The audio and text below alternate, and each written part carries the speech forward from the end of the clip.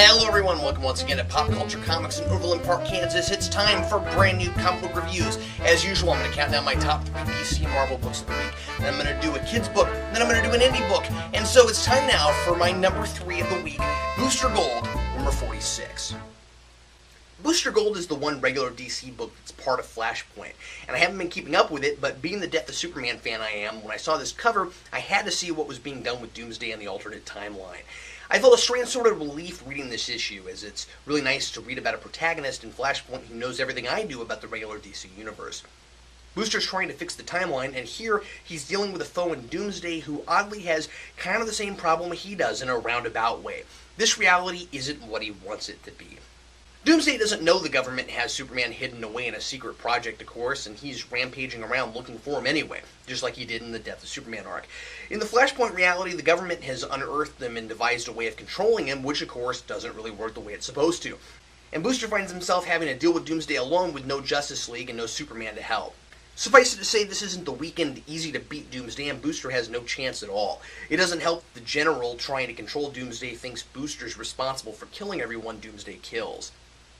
This isn't simply a fun book for the sake of nostalgia either. It's Dan Jurgens co-writing and co-drawing a Doomsday story. What more do I need to say? I read this because it's Doomsday and Jurgens, but even not being a Booster Gold fan, I'm really digging this story as an anchor between the regular and the Flashpoint timelines, and I'm inclined to read the whole arc. And honestly, I have no idea how Booster's going to get himself out of the jam he's in at the end of this. I was pleasantly surprised by this one. And for number 2 this week, I've chosen Detective Comics number 879. Snyder has managed to usurp expectations over and over again in this series, and turning up the creepy factor every issue. Things are really coming to a head with the James Gordon subplot. I really appreciate how long Snyder has taken to develop this story between a couple of arcs. It's unfolded very naturally, being threaded in and out until it's now taken over finally as the big story. We've never been entirely sure if James is a killer or even if he's really insane until last issue, when we discovered he has a prisoner in a basement he's amputating limbs off of. Yikes. Here, Leslie Tompkins is talking about how great James is, helping at her clinic, which just makes my skin crawl after what I saw last issue. Here we discover he has a truly twisted and horrifying scheme up his sleeve, which I won't give away. I felt bad for Commissioner Gordon before, but now I feel 10 times worse for him. This guy does nothing but give back every hour of every day, and in his biggest stories, these terrible things are always happening to him. Getting kidnapped by the Joker, getting shot, or having a psychopathic son trying to rip his city apart. Dick isn't really in this issue at all. It's completely Gordon's story, and by the end, it's headed toward the darkest place I think Snyder's gone yet. Francovilla's art is great as always, but very minimalistic here and with a lot of muted reds and yellows, as if I needed anything other than this script to make me feel sick to my stomach. I don't mean that in a bad way. Right now, Detective reads very much like a horror comic, and we're supposed to feel that way. I think the best compliment I can pay Snyder here is to say, ugh! And my number 1 this week, I was really impressed with this, XMen Schism, number 1. I'm loving everything about this so far. We're back to the major classic themes of X-Men, regular humans hating and fearing mutants, and the lengths some will go to get rid of them for good. Somehow those ideas are even more poignant here when there's only about 200 mutants left now, and they're all in one place rather than the millions that used to be scattered around the world.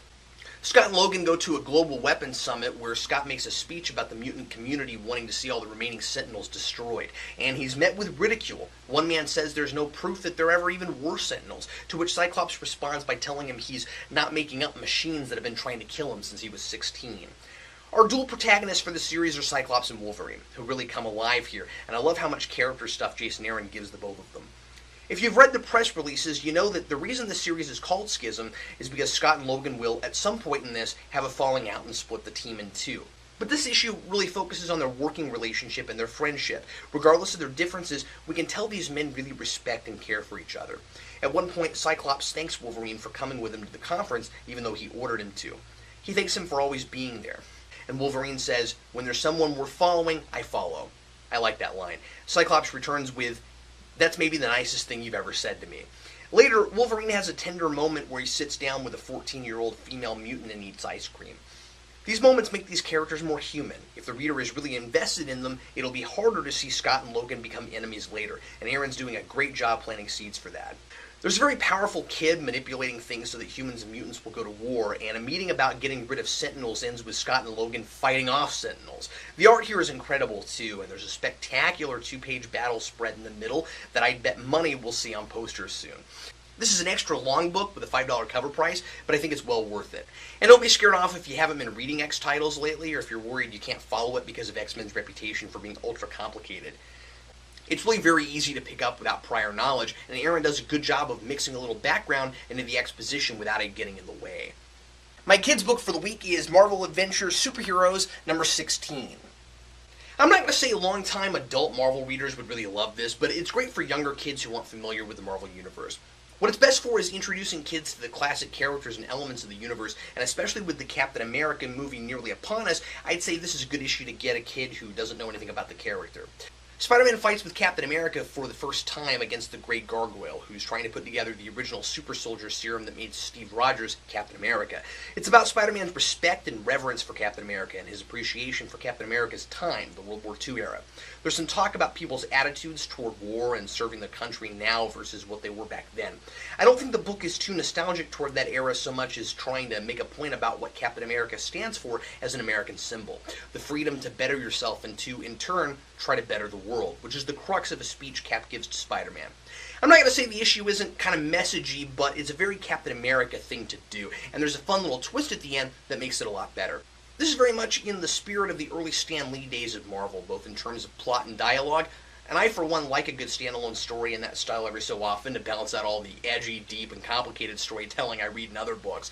But again, this is perfect for a kid who wants to know more about the Marvel Universe. And my indie title this week is Jonathan Hickman's The Red Wing number 1 from Image. When I interviewed Bob France on Comic Book Late Night, he said he thought Jonathan Hickman was the best writer in comics right now. It's hard to argue that he's not at least way up there after reading this book. This is a very engrossing science fiction story that grabbed my attention right away. It opens with a space battle that you think is going to be like every one you've ever seen before until there's dinosaurs. And then suddenly you're in the future, and you realize they're time-traveling spaceships. And as the story progresses, we find that humans in the 23rd century have ships that not only fly through time, but can fire weapons through time. And it's all about the idea that time is not a straight line, but actually more of a circle. Time travel, like many other dangerous technologies, was used as a weapon of war, and as a result, the humans, quote, lost the 21st century. We follow Valen and Dominic, cadets in the fleet, as we learn along with them how flying these time ships work. It's mostly a setup issue that establishes the rules, chief among them being that if you lose your shields, you age so fast that you turn to dust, which plays as a major plot element up until the end of the issue. Something very strange happens to one of our characters by the end that should sufficiently pique your interest to keep reading. A lot of old time travel concepts are presented in a very fresh way here, and I found myself very sucked into this universe. I highly recommend giving this a shot, and it's just a 4-issue commitment if you decide to keep going with it. And other books I read this week that I think are definitely worth your time. The Amazing Spider-Man, number 665. We get a look at Peter and Betty's deep friendship, but when she gets hurt, Peter has to decide if she needs his help or Spider-Man's. Captain America, number 1. A figure from Captain America's World War II days suddenly appears in the present, and he doesn't seem to be on Cap's side. Red Robin, number 25. The penultimate issue, Cassandra Cain and Red Robin versus the Assassination Tournament. Spawn, number 209. Jim finally learns about Al Simmons and Spawn's history. And Ghost Rider, number 1. Ghost Rider gets thrown in the middle of Fear itself, and he seems to be making things worse before he's making them better. Also wanted to mention a cool comic reference Pop Culture Comics got in this week called the DC Comics Ultimate Character Guide. It's just a really good quick reference to find out about characters in the DC Universe. A lot of really good artwork there. And also, I wanted to mention the Brightest Day Series 2 figures.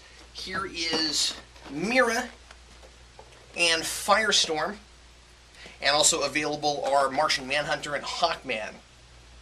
And hey, if you're ever in the Kansas City area, be sure to check out Pop Culture Comics here in Overland Park, Kansas. It's my very favorite place to get comic books. It's where I am at this very moment, and it's our official sponsor here at Geekvolution. Thanks a lot for watching. I'm Captain Logan, and happy reading.